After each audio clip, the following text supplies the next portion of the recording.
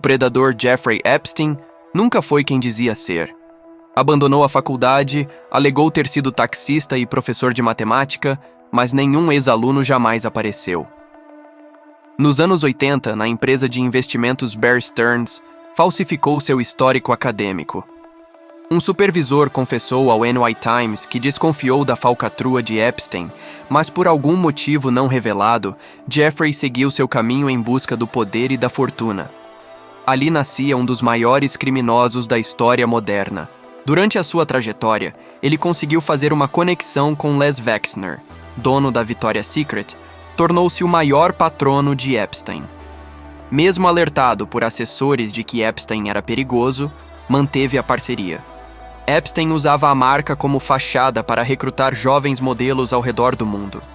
Mais de $1 bilhão em transações ligadas a tráfico humano foram rastreadas entre contas de Epstein e o JP Morgan. A moda era a isca perfeita. A rede de inteligência. Revelações dos arquivos de Epstein apontam que ele se passava por um agente da CIA. Ghislaine Maxwell, sua esposa e sócia, era filha de Robert Maxwell, um magnata da mídia e suposto agente duplo do Mossad. Wexner também teria vínculos com o Mossad nos anos 80. A operação não era apenas tráfico sexual, era uma máquina de chantagem a serviço de agências de inteligência, comprometendo líderes mundiais com material filmado. Segundo informações divulgadas pelo governo, a equipe de Epstein recrutava modelos e depois levava para a ilha, assim como fez com Juliette Bryant em setembro de 2002, na Cidade do Cabo. Juliette Bryant, 20 anos, foi abordada por uma recrutadora num bar. Disseram que Jeffrey Epstein, o rei da América, estava com Bill Clinton, Kevin Spacey e Chris Tucker, e poderia ajudá-la na carreira de modelo para a Victoria's Secret. Para uma jovem sul-africana pobre, parecia a oportunidade de uma vida inteira. Então, assim como ele fazia com várias, inclusive com menores de idade, Jeffrey criava a armadilha perfeita. Epstein analisou seu portfólio e prometeu que ela poderia crescer sendo uma modelo da Victoria's Secret. Em 3 semanas, arranjaram seu visto e a levaram a Nova York. E aí uma das ajudantes de Epstein, chamada Sarah Kellen, ligou dizendo: "Faça as malas, vamos pro Caribe." E sem dinheiro, sem telefone e sem passaporte, Juliette estava completamente presa nas mãos de predadores profissionais. No jato privado, um avião com ambiente e poltronas preparados para os abusos. Assim que decolaram, Epstein começou a tocá-la entre as pernas. As falsas agentes de modelo apenas riram. Juliette entendeu. Se desobedecesse, morreria. Seu nome foi deixado fora do registro de voo. Se desaparecesse, ninguém saberia. Nos voos de Epstein, nenhum passaporte era verificado, nenhuma carga inspecionada. Impunidade aérea total. Já na Ilha do Terror, em Little St. James, Ilhas Virgens, Juliette era chamada ao quarto de Epstein repetidamente. Ninguém era avisado dos deslocamentos. Controle absoluto. Em outra ocasião, em Palm Beach, Jeffrey teria se revelado friamente.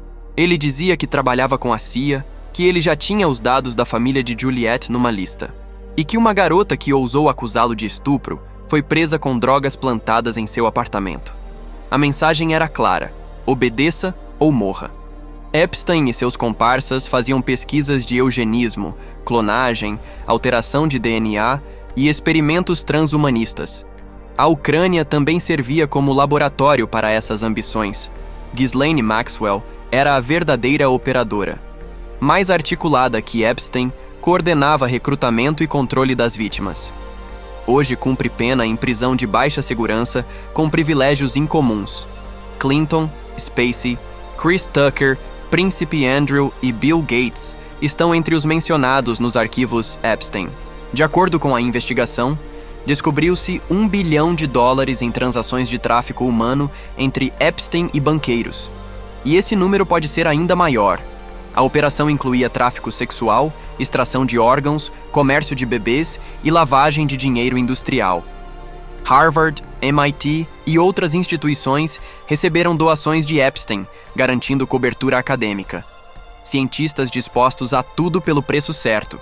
Centenas de milhares de crianças desaparecem anualmente só nos Estados Unidos, após diversas denúncias de garotas que haviam sido estrumbadas. Em 2008, Epstein foi pego, mas conseguiu um acordo escandaloso e vergonhoso para a América. 13 meses com regime aberto, saindo 6 dias por semana. Dezenas de vítimas foram ignoradas. O promotor admitiu que recuou porque Epstein pertencia à inteligência. Até mesmo a grande mídia expôs o caso como uma passada de pano para Jeffrey. Naquele momento, a justiça americana falhou deliberadamente com as vítimas. Insaciável pelo prazer sexual e não satisfeito com o sofrimento e sangue de suas vítimas. E mesmo sendo investigado, Epstein aumentou a sua rede global. Era a face de uma estrutura criminosa com tentáculos em inteligência, finanças, política e ciência. Representante dos Rothschild, patrono de Harvard, adorador de Moloch, eugenista. A África era uma das zonas de colheita humana. Acredita-se que grande parte de suas vítimas eram recrutadas na Europa e Estados Unidos. E quando se fala da sua prisão e morte em 2019, é aí que o bicho pega. Pois é o momento que entra a conspiração do Deep State para salvar Jeffrey Epstein, ou o próprio sistema foi lá e matou como queima de arquivo, pois Jeffrey com certeza iria entregar geral que estava envolvido nesse esquema de tráfico sexual, pedofilia, satanismo e possível canibalismo.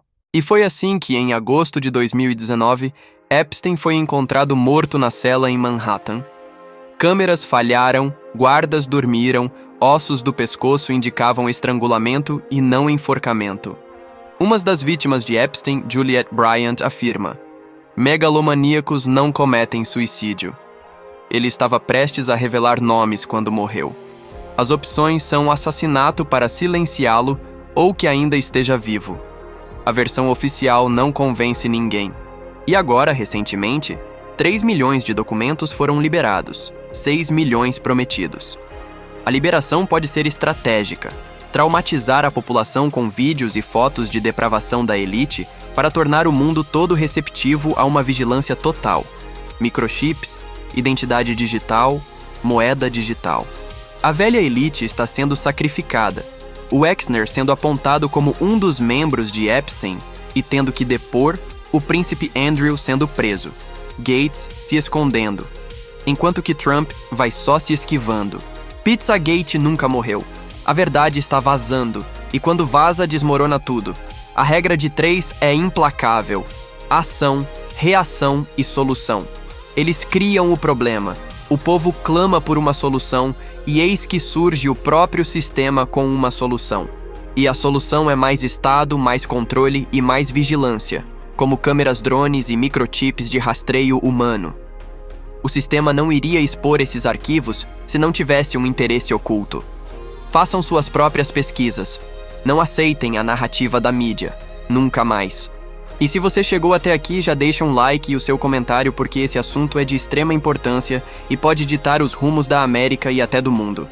Sendo que tudo que a elite global manda, o Estado grande vai lá e executa a ordem, que geralmente são mais leis para vigiar e controlar o povo.